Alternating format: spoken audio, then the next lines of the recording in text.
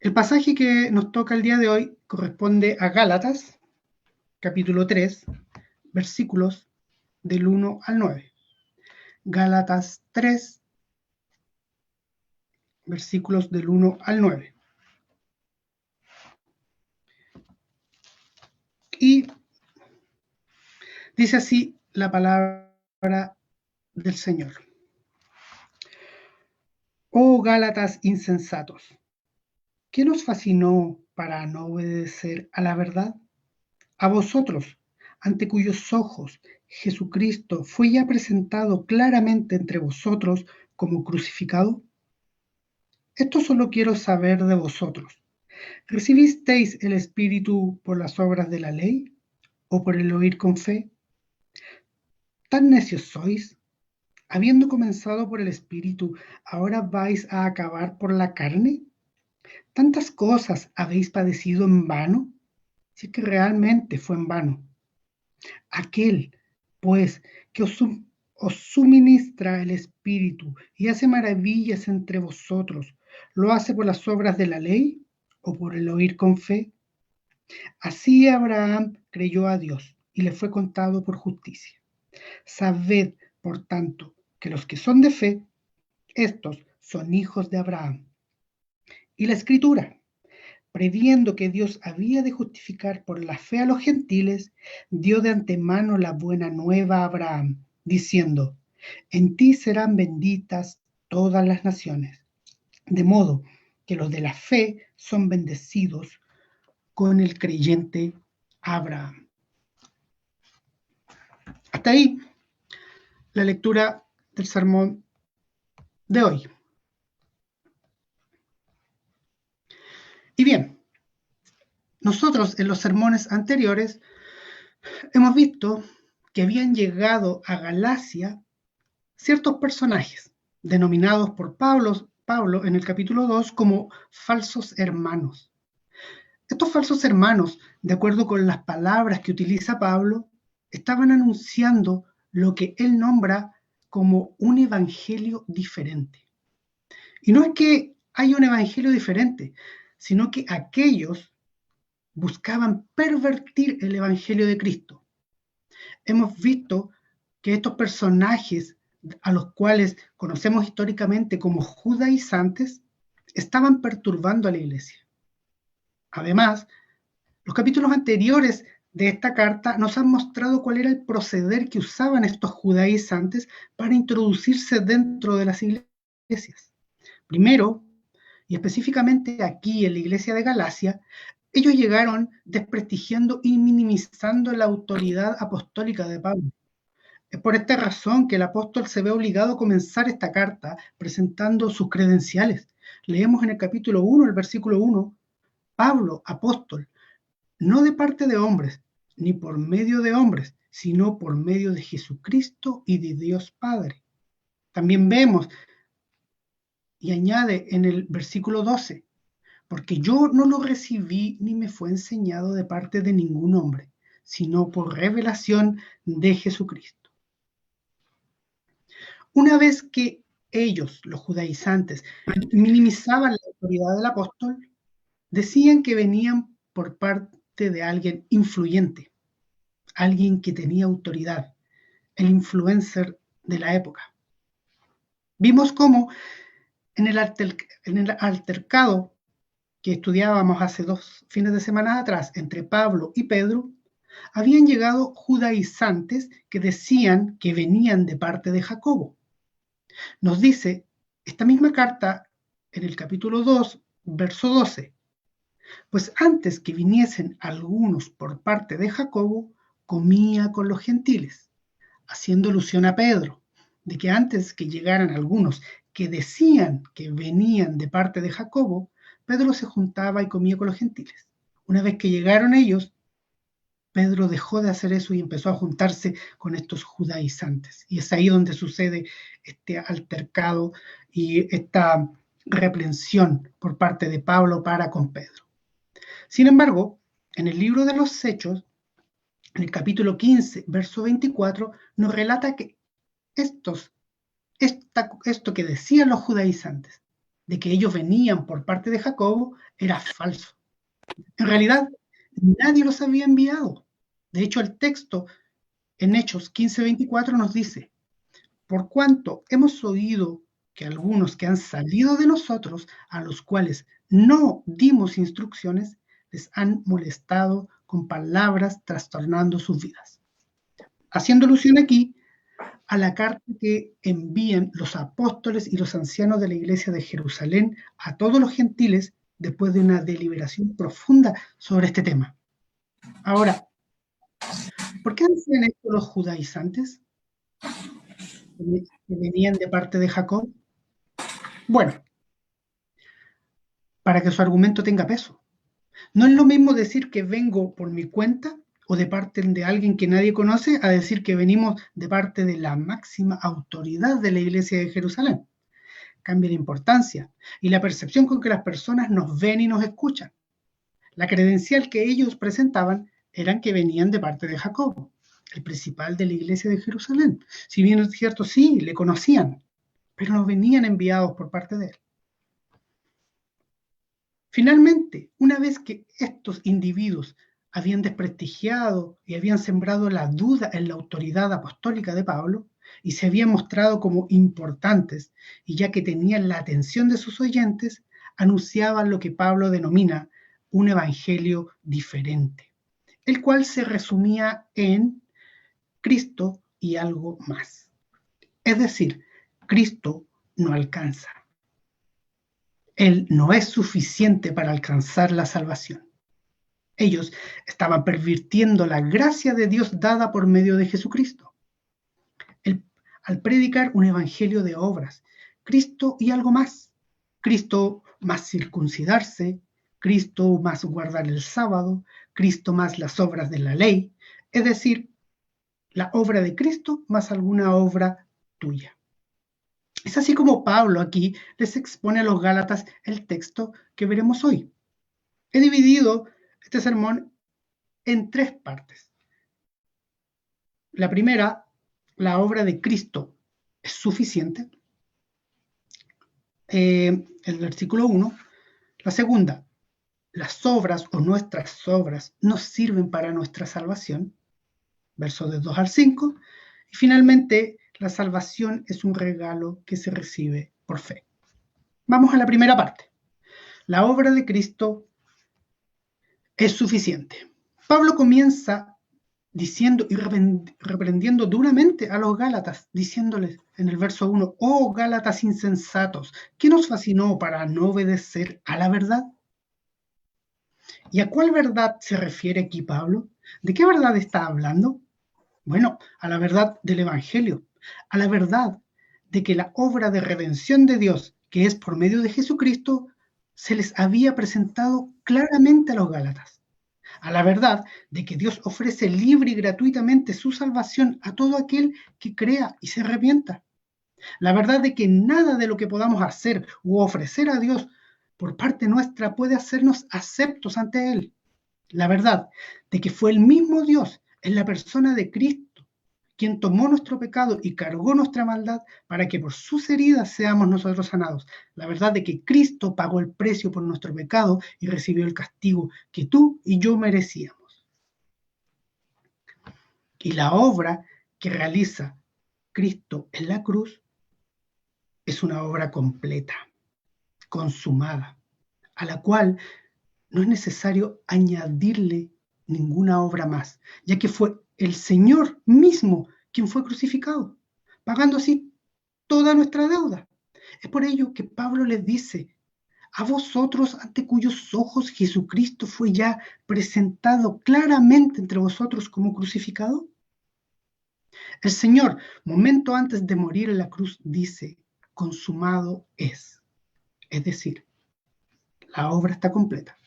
La deuda ya está pagada. No se debe nada más. Por lo tanto, no existe nada que tú o yo podamos aportar a esta obra. Cristo crucificado es la prueba de que nuestro pecado fue castigado en Él. Y su resurrección es la prueba de que ese sacrificio fue aceptado por parte de Dios para nuestra justificación. El título 2, o la segunda parte de este sermón, se titula Las obras nos sirven para nuestra salvación. En el verso 2, Pablo les hace una pregunta lógica a los Gálatas. ¿Recibisteis el Espíritu por las obras de la ley o por el oír con fe? Es decir, es como si Pablo les preguntase, ¿qué estaban haciendo al momento de recibir a Cristo como el Señor y el Salvador de sus vidas? El apóstol los lleva a reflexionar acerca de la razón por la cual ellos recibieron el Espíritu de Dios. Oír con fe es escuchar y creer sin tener evidencias. En Hebreos 11, capítulo 1, describe la fe de la siguiente manera. Es, pues, la fe la certeza de lo que se espera, la convicción de lo que no se ve. Aquí no hablamos de creerle a cualquiera, no hablamos de tener fe en cualquier cosa, hablamos de creerle y tener fe en Dios y lo que Él nos revela y nos promete en su palabra. El Señor nos dice en Proverbios, versículos 8, acerca de Él mismo. Justas son todas las razones de mi boca. No hay en ellas cosa perversa ni torcida. El apóstol Pablo continúa en el verso 3, diciéndoles, ¿tan necios sois? Habiendo comenzado por el Espíritu, ¿ahora vais a acabar por la carne? Para Pablo, la noción de que la naturaleza humana caída pudiera mejorar en algún sentido la obra salvadora del Espíritu Santo era ridícula. Esto claramente era un retroceso para la vida espiritual de los Gálatas. Y nótese que aquí cuando el apóstol menciona acabar por la carne, no es que los Gálatas se hayan entregado a los placeres o excesos, sino que estaban buscando su justificación por medio de las obras de la ley, haciendo caso omiso de la fe. Ahora, ¿qué había detrás de la actitud de los judaizantes y actitud que posteriormente adoptaron los gálatas? Se pueden detectar al menos dos grandes motivaciones por parte de ellos. La primera es orgullo. Orgullo manifestado en la forma de buscar sentirse superiores o mejores que, en este caso, los gentiles. Ellos, los judaizantes, eran judíos que habían abrazado el cristianismo. Ellos se sabían el pueblo de Dios, receptores de la ley de Dios. Y ahora que había llegado el Mesías, querían apropiarse de él, echando mano al argumento de ser el pueblo escogido de antaño por Dios. Los judaizantes decían, sí, nosotros sabemos que Cristo es el Mesías y le reconocemos como tal. Sin embargo, nosotros somos judíos, el pueblo de Dios, elegidos por Él. Por lo tanto, igual somos más especiales y mejores que ustedes, los gentiles. Por lo tanto, a ustedes, los gentiles, les conviene hacerse un poquitito más judíos y seguir nuestras tradiciones, ya que nosotros somos mejores, nosotros somos más espirituales, nosotros somos más conocedores de la ley, somos más santos y tenemos más derecho que ustedes. Una segunda motivación que podemos detectar es también un orgullo manifestado en una visión equivocada acerca de ellos mismos, así como también en incredulidad en la palabra de Dios. Ellos no podían entender cómo era posible que no pudieran tener parte en su salvación. ¿Cómo era posible que puedan ser tan inútiles y corruptos? Que no pudieran tener absolutamente nada bueno en ellos que pudiera aportar a su salvación. ¿Cómo era posible que su concepto de justicia propia pudiera estar tan errado y tan lejos de la justicia de Dios? No es posible. Por lo tanto, en su entendimiento, en su orgullo, sus obras los hacían merecedores de recibir la salvación por parte de Dios. Soy salvo porque me lo merezco. Perdón. Lo descrito anteriormente, no es algo ajeno a nuestras vidas, a nuestra realidad, a los días de hoy. Nosotros mismos, al igual que los judaizantes y los gálatas, también buscamos muchas veces ser justificados por medio de nuestras obras.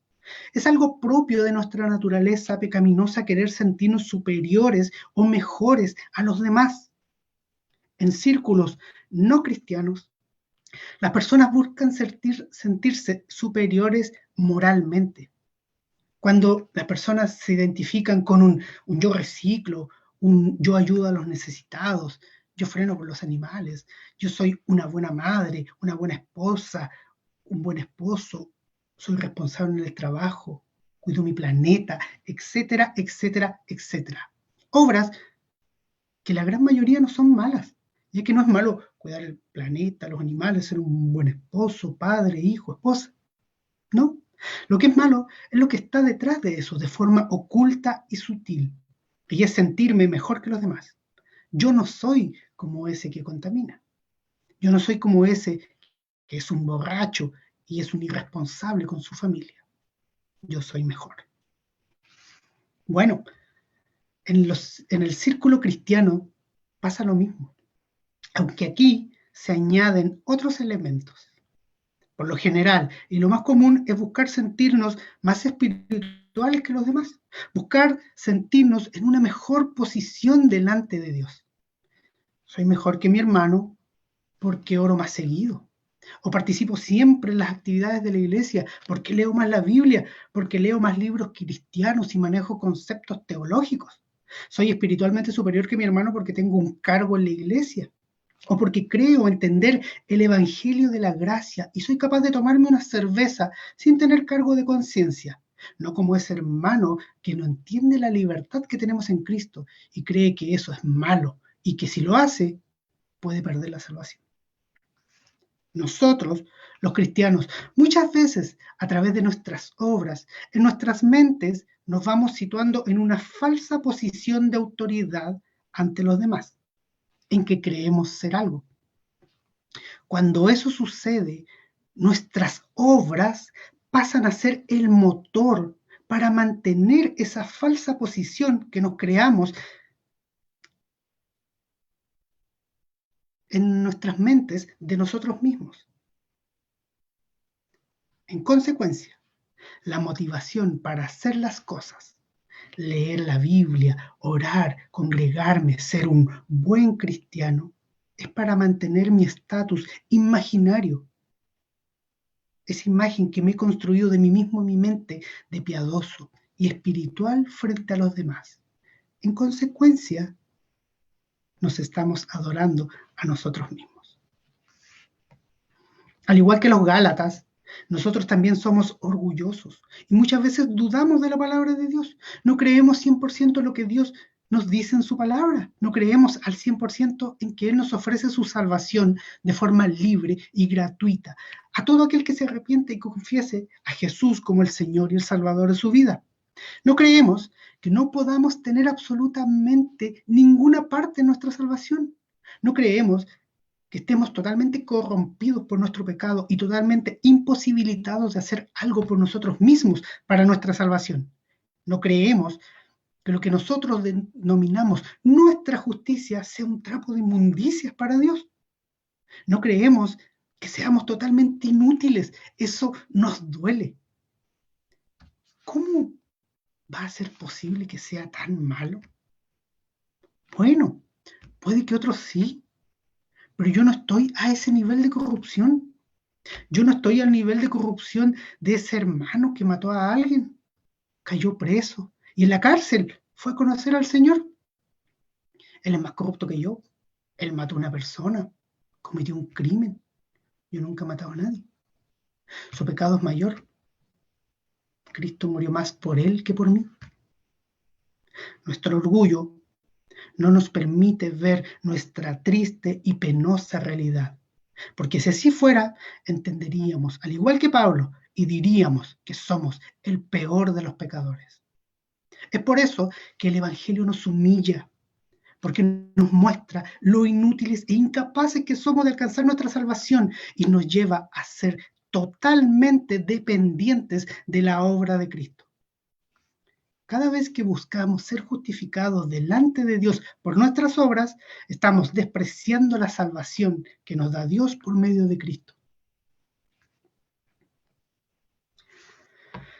Ahora, que esto no se entienda como que las obras no sirven para nada, porque de hecho las obras son muy importantes en la vida de los creyentes. A través de nuestras obras las personas nos pueden identificar como hijos de Dios. A través de nuestras obras mostramos una consecuencia con lo que decimos creer.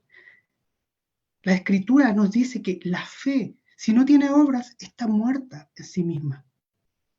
El punto es que las obras no sean hechas para obtener un beneficio de ellas, sino como una consecuencia de haber entendido el Evangelio de la gracia y que sean realizadas con el único propósito de glorificar a Dios.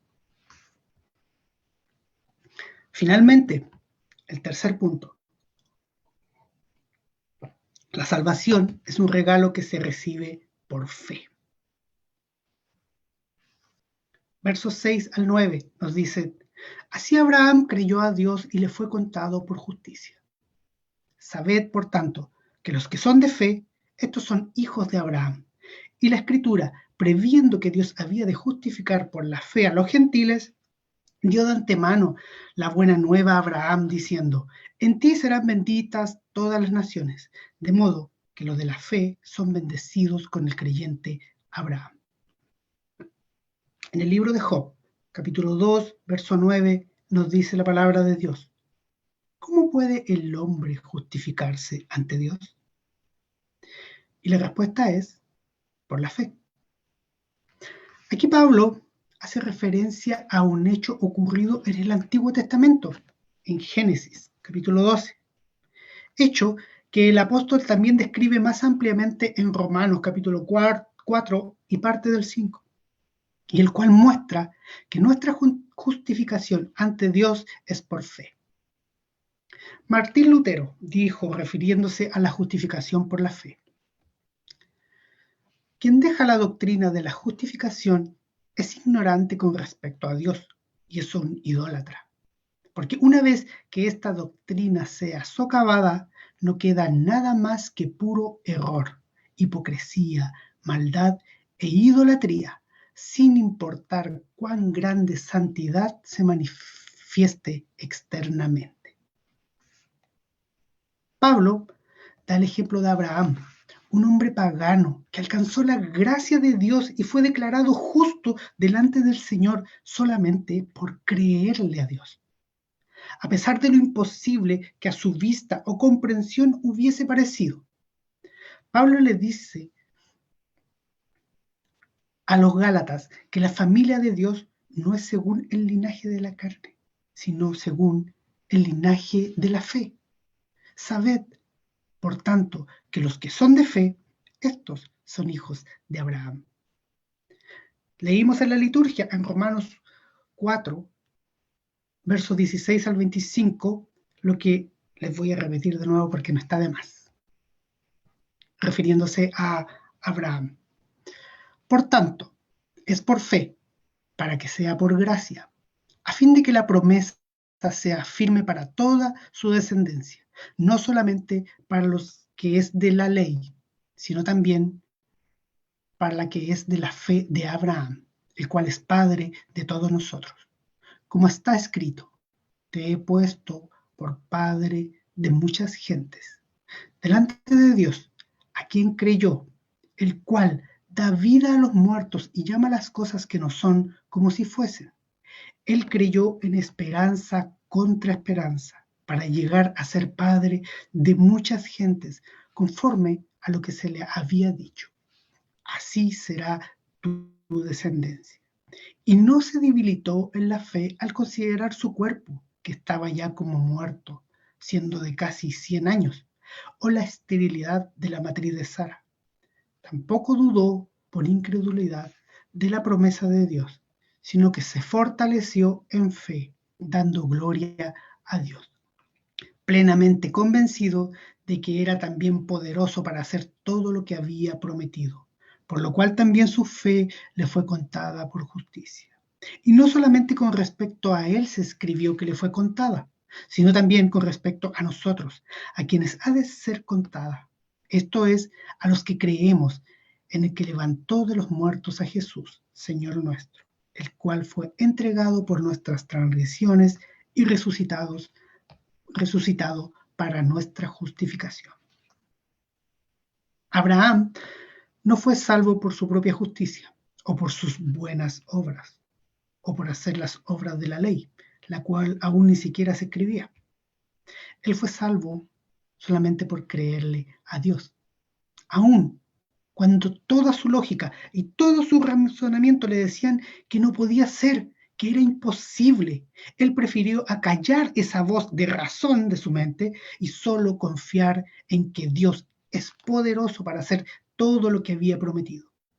Y todo aquel que es de la fe de Abraham, es decir, todo aquel que cree en la palabra de Dios, todo aquel que cree que Dios levantó de los muertos a nuestro Señor Jesús, todo aquel que cree que Jesús fue entregado por nuestras transgresiones, molido por nuestro pecado y resucitado para nuestra justificación, y lo recibe como el Señor y Salvador de su vida, será salvo, será declarado justo delante de Dios, sin añadir nada más.